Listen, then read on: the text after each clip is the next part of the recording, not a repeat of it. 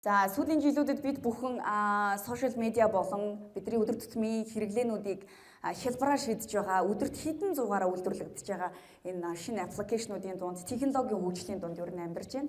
Үүний үр дүнд бид нар дээр яг ямар эффект ирж байна гэхээр хүн хоорондын харилцаа ер нь маш багасж байна. За хүмүүс хоорондоо бодит ертөнцид бодитоор харилцахаасаа илүүтэйгээр технологитой сошиал ертөнцид аль эсвэл виртуал ертөнцид илүү их цагийг өнгөрүүлж байна. Энэ сошиал медиагийн хор хүнээлийн талаар маш олон судалгаануудыг юу сонсч ирсэн те. Гэхдээ сүүлийн жилүүдэд нэг контент дээр бүр илүү их анхаарал хандуулж байгаа юм байна. Энэ хэлбэрийн видео нь ер нь бол анх одоо TikTok платформ дээр ер нь анхалж байршижсэн бол одоо сошиал медиагийн ер нь бусад бүх энэ томоохон платформуд дээр байршиж байна. За Facebook, Instagram, YouTube тэ бид нар ерөөсө хашаал орно хамгийн нийтлэг хэрэгжилж байгаа аппликейшнууд руугаа орохоор энэ богино төрлийн видеонууд бидний анхаарлыг татдаг. Маш цөөхөн секунд үргэлжилдэг. Контентын хувьд маш баялаг, маш их одоо өргөн агуулгатай. За дуу дүрс биднэрт санал болгож байгаа, өгж байгаа зүйлийн хувьд үнэхээр том агуулгатай учраас бидний сонирхлыг татаад бид энэ чинээс хэрэгцээтэй мэдээлэл аваад байгаа ч юм шиг амьдралын хаяг маягийг олж аваад байгаа ч юм шиг нэг тийм байдлыг биднэрт ер нь үүсгэж байна гэж ойлгох нь. Энийг бол хамгийн хялбар байхаар технологийн компаниуд бүтээдэг. За зөвхөн энэ шудрах буюу скролл хийхэд бидний гар хурууны байр шиг ямар байх вэ? Гар хэр зэрэг чихэх үү? Нүдний одоо хараанд яаж нөлөөлөх үү? Бидний анхаарлыг хэдэн секундэд хандуулах уу гэдэг дээр IT-ийн компани олон зуун инженерүүд болон олон зуун дизайнерууд яг энэ хөгжүүлэлтэн дээр ажиллаж идэг. 20 жилийн өмнө хүн төрөлхтний альваа зүйлд анхаарал хандуулах дундаж хугацаа 12 секунд байсан юм байна. 20 жилийн өмнө. Өнөөдөр энэ тоо 8 секунд буюу сая бидний дэлгэцэнд харсан тоон дээр ирсэн байна. За энэнд мэдээж яг бидний өнөөдрийн миний яриад байгаа энэ сошиал медиагийн замбраагүй хэрэглээ, хяналтгүй хэрэглээ холбогдож байгаа. Тэгэхээр бид нар энэ 12 секундыг 8 секунд болгосон яг энэ одоо голлох хүчин зүйлийг сая бас ингэ товч дурдлаа. Анхаарал төвлөрөлт болон ой санамж хоёрын талаар үргэлжлүүлээд би ярих гэж бодож байна.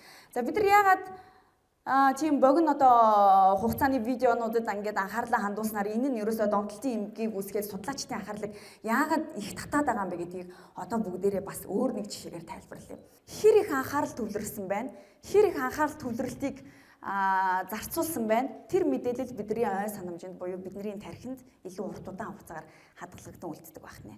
Хэр зэрэг анхаарал төвлөрөлтийг тухайн мөчөд, тухайн зүйлд зарцуулна. Яг тэр хэрээрээ бидний ой санамж ажилтдаг байна. За жишээлбэл одоо ингээд бодъё л доо. Би ингээд нэг хүнд ингээд дурлалчлаа. Тухайн дурлалцсан хүнтэйгээ өөдөөдөөсөө ингээд хараад сууж явахдаа тэр хүний тухай би бодоод тэр хүн рүү ширтээд ингээд харъя. Ямар гоё одоо нүдтэй юм бэ ч юм уу? Ямар хөөрхөн юм бэ? Ямар ингээд тэ хүний сэтгэлийг ингээд татсан юм гоё залуу вэ, гоё хөвгүүн бэ, гоё охин бэ гэж бид нар бодъё. За яг тэр бодож явах үед бид нар тэр хүний нүүр царайнд ч юм уу дүр төрхөд нэг онцгой зүйлийг олж харна. За магадгүй айгүй гоё нүдтэй байна да. Гоё нүдний өнгөтэй юм а гэдэг ч юм уу. Цоо ширтэж байгаа тэр үед бидний анхаарал төвлөрөлт ерөөсөө дээцэгтэй хүрсэн. Өөр юуны ч талаар бодохгүй зөвхөн тэр хүний талаар бодож байгаа байхгүй. Тэнгүүт яагаад нөгөө дурлсан мэдрэмж буюу тухайн одоо хүний талаарх тэр дүр төрхийн тэр онцлог шинжүүд нь насан туршдаа бидний сэтгэлд хадгалагддаг вэ гэдэг нь яг энэ дээр харагдаж байгаа. Тэгэхээр анхаарал төвлөрөлт хэр их шаардсан төдий чинээрээ бидний ой санамжинд тухайн мэдээллүүд урт хугацаагаар хадгалагдана гэсэн үг юм. За хэрэглэгчийн үүсгэсэн контент гэдэг бол хэрэглэгчдийн өөрсдийнх нь оролцоог хөхүүлэн дэмжсэн, өөрсдийнх нь оролцоог илүү их дэмжлэгтэйгээр эдгээр платформуд дээр байршуулсан энэ төрлийн контентыг хэлж байгаа. За жишээлбэл бид нар ямар нэгэн тренд аян дээр, тренд видеон дээр ам барих, ямар нэгэн сорилтод оролцох, чаленжид оролцох, бүжиг хийх, тренд хөдөлгөөн хийх, тийм ээ, ийм рилүүдийг бид нар өдөр тутам хэдэн зуун саяар нь ингээ үйлдвэрлэж байгааг дэлхийд дээр харж байгаа. Магадгүй энэ дотор ч гэсэн тийм бүжиглдэг одоо рил хийдэг, TikTok хийдэг хүүхдүүд байгаа ах тий. Энэ UGC контентын биднийг донтуулаад байгаа нэг шалтгаан нь юу вэ гэхээр бидний өөрсдийн оролцоог маш их шаарддаг. За бид нар өөрсдөө тухайн контентийг үйлдвэрлээд өөрсдөө яг үйлдэлээ хийгээд нийтлсэний дараагаар алгоритм тухайн тренд болж байгаа видеог маш сайн дэмжиж өгдөг. Яаж дэмждэг вэ гэхээр санамсаргүй байдлаар бусад хүмүүст олон тоогоор харуулах, санамсаргүй байдлаар олон удаа харуулах. За тэгснийхаа үр дүнд олон лайк, олон шеэр, олон комент суулгах тэр үйл явцыг маш сайн идэвхжүүлж тэр тухайн платформ маань алгоритм дэмжиж өгч яадаг. За үүний дараагаар бид нар юу болох вэ гэхээр хідэн лайк авсан байна, хідэн комент ирсэн байна, хин шеэрлсэн байна. Ер нь ямар үзэлттэй байна вэ гэдгийг дахин шалгадаг. Цаг үргэлж шалгадаг. Бараг 5 минут тутам шалгадаг.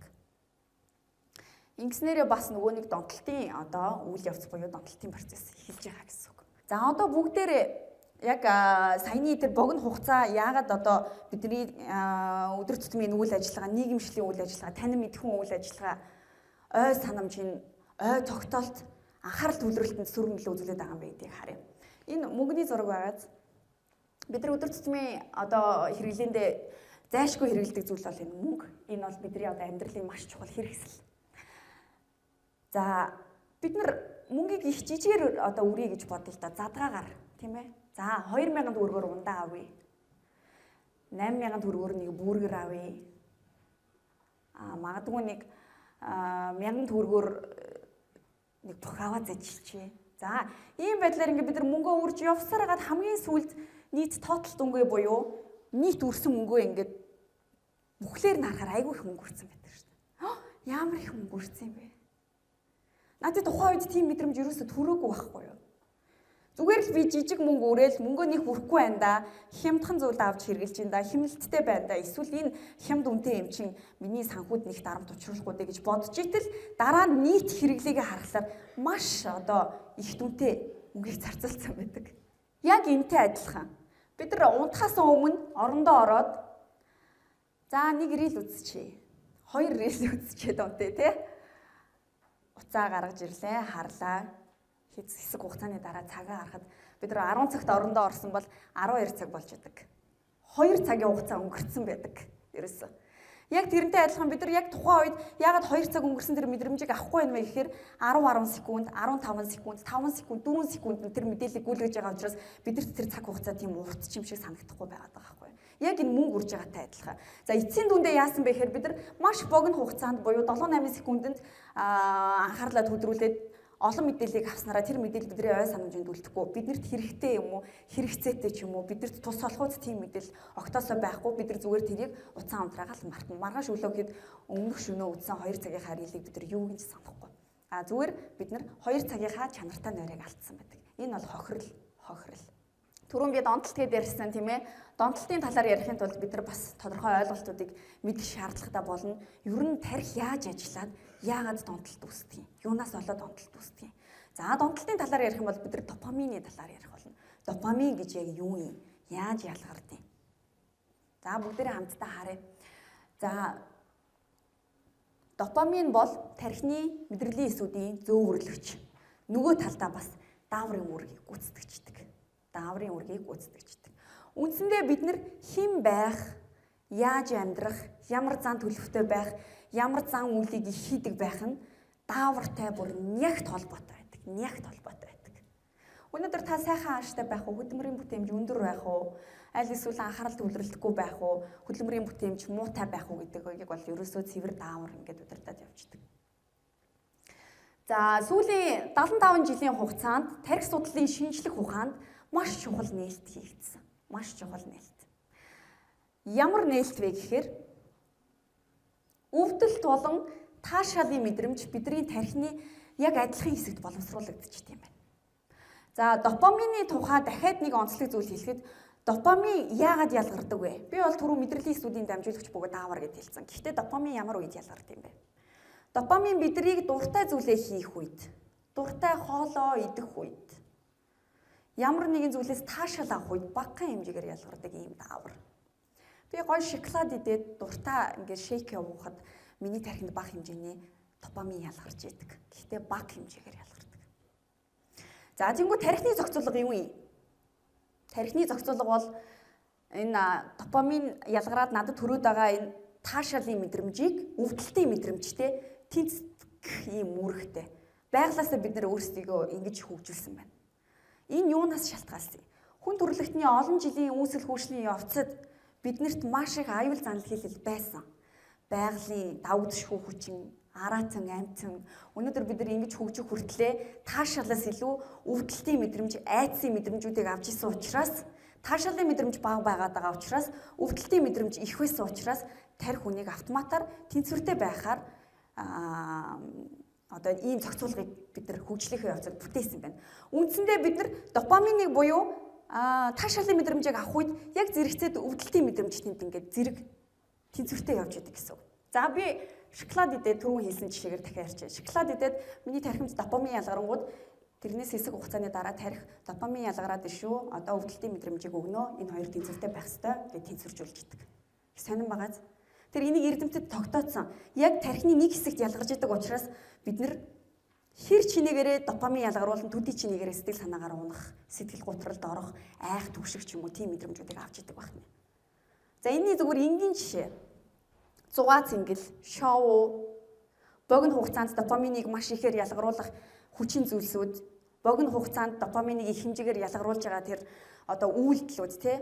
Яагаад зугаа цэнгэлийн ч юм уу те тэр шоуны ч юм уу тийм үйлслүүд дандаа дараа нь сандарлаар, гутралаар, стрессээр, шаардалтаар дуустдаг юм. Ерөөсөө энэ допаминтай холбоотой буюу энэ таашаад болон өвдөлтийн мэдрэмжийг тэнцвүүлэх энэ зохицуулгаас болдог байна гэж бид нар ойлгоно. Харвардын судалгааг би бас уншлаа хэд оны юм. За тэн дээр ямар судалгаа гарсан бэ гэсэн чинь эмийн бодис, мансууруулах бодис болон мөрөөдөө тоглоомонд донтсон донтогч нарын допамины зохицуулга нь маш урт хугацаанд алдагдсан байт юм байна. Маш урт хугацаанд алдагдсан. За одоо тэгэхээр ямар учиртай вэ гэдэг бүгдээрээ мэдчихлээ тий. Хэдүүлээ дараагийн слайдыг харъя. 7 хоногийн өмнө би найз охинтойгоо ингээд чатлж хагаад нуруу өвдөд байсан. Надад хэлжсэн. Найз нь ингээд нуруу өвдөд байна. Яадаг юм бэлээ? Йог хийх үү, дасгал хийх үү? Яавал зүгээр юм битээ. Сунгалтын дасгал масгал хиймээр юм уу? Бүгдээр хоорондоо ярилцчихсан. За түүний дараа би сошиал дээрээс нэг мэдээлэл олж харсан.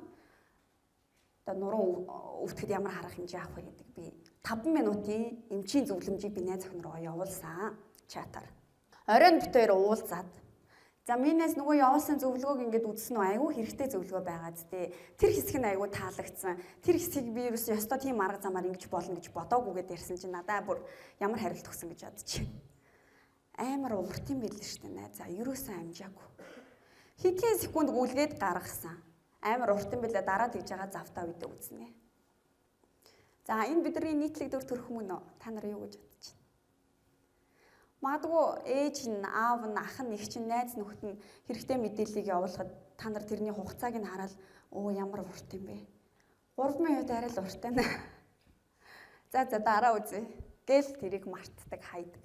Тэгэхээр энэ юусоо бидний нийтлэг төрөх буюу одоогийн сошиал медиагийн хэрэглээ тэр дотроо энэ богино хэлбэрийн видео одоо донтолтын бидэнд үзүүлж байгаа эффект юм аа. Яг саяны ярьж байгаа жишээнүүдтэй уялдах би нэг судалгааг та нарт танилцуулъя. Энэ 2025 оны 1 сард нийтлэгдсэн судалгаа. За дэлхийн хамгийн залуу хүн амтай улс Йордан улсад хийсэн судалгаа. Яг тэгэхээр залуучуудын дунд бас энэ донтолт энэ эмгийг их үүсэж байгаа учраас залуучууд ихтэй улс орондын судалгаа хийсэн байна. За Йордан улсын нийт хүн амынхын 63% нь 30-аас доош насныхан байдаг. Маш залуу, тийм ээ. Ингээд Йордан улсад 1000 оюутны дунд судалгаа хийсэн. За эдгээр 1000 оюутнууд нь Йорданы 25 ихтэй сургуульд сурдаг оюутнууд байсан. За энэ 1000 оюутнууд одоо төрөл төрлийн ингээд оюутнууд байгаа. За энэ чинээс 30% нь эрэгтэйчүүд байсан. 45% нь болохоор 2 дугаар курсын оюутнууд байсан. За дахиад 40% нь инженерийн чиглэлээр суралцдаг бол 20% нь анагаахын чиглэлээр, 20% нь одоо хүмүүнлэг урлагийн чиглэлээр суралцдаг. За тэгээ газар зүйн байршлын хувьд одоо хотын төвийн, хотын захын, хөдөө орон нутгийн гих мэтчлэн энэ газар зүйн тэр байршлуудын одоо шаардлагуудыг одоо энэ тентхийн одоо нөхцлүүдийг бид ингээд хамааруулж ийн гэсэн үг шүү дээ. Өөр хугацаанд сурсан оюутнууд байна. Өөр салбарын оюутнууд байна. За гэхдээ нийтлэг нэг шинж чанар байсан эдний дунд ямар шинж чанар вэ гэхээр нийт судалгаанд оролцсон 1000 оюутны 43% нь дунджаас дэш голч оноотой байсан. Дунджаас дэш.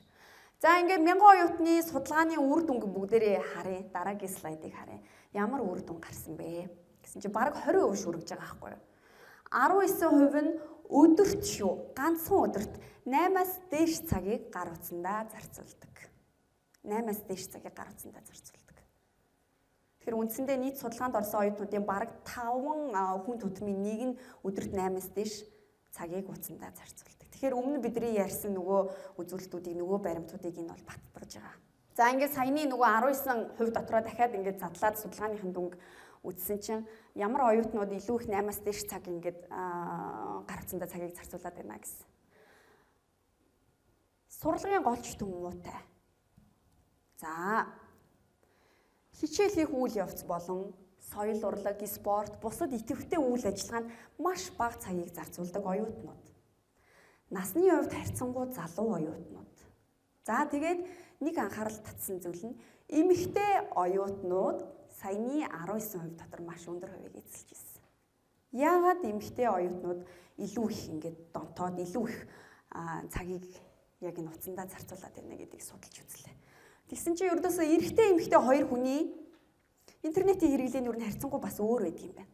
Эрэгтэй хүмүүс интернетийг хэрэглэхдээ тоглохыг илүүд үздэг юм байна. Тоглоомыг. За эмэгтэй хүмүүс юуг илүүд үздэг вэ? Эмэгтэй хүмүүс сошиал медиад сэтгэл санаагаа хуваалцах, хосын харилцаагаа хуваалцах, арьс арчилгаагаа хуваалцах, тийм ээ? Өдөр тутмын хооллолтой хуваалцах, хувцалтын хэв маягаа хуваалцах гэх мэтчлийн ийм байдлаар ер нь голчлон одоо сэтгэл хөдлөл дээр тулгуурсан харилцаагаар сошиал медиатай харилцдаг байна. Эрчүүдийн хувьд л тэр нь харьцангуй бага мөртлөөсөө тоглохыг илүүд үздэг. Ингээр сошиал медиа дээр байгаа яг энэ донтолтын одоо төвшөнд бол эмэгтэйчүүд яагаад илүү их өртөөд байгаа вэ гэдгийг бас баттгаж байна. Энэ бүхний төгсгөлд юуг дүгнж хэлэх гээд байна вэ гэхээр хүн төрөлхтөн ерөөсөө өөрсдийнхөө бүтээсэн шин сорилттой эргээд тэнцэх шаардлага тулгарч байна. За энэ шинэ экосистемд бид нэр хэрхэн амьд үлдэх вэ? Хэрхэн сурж боловсрох вэ? Хэрхэн хөгжих вэ? Цаашлаад бүр хүүхдүүдэд яаж хүмүүжүүлэх вэ гэдэг нь хүртэл маш том асуултын тэмдэгний ард ингээ үлдэж байна.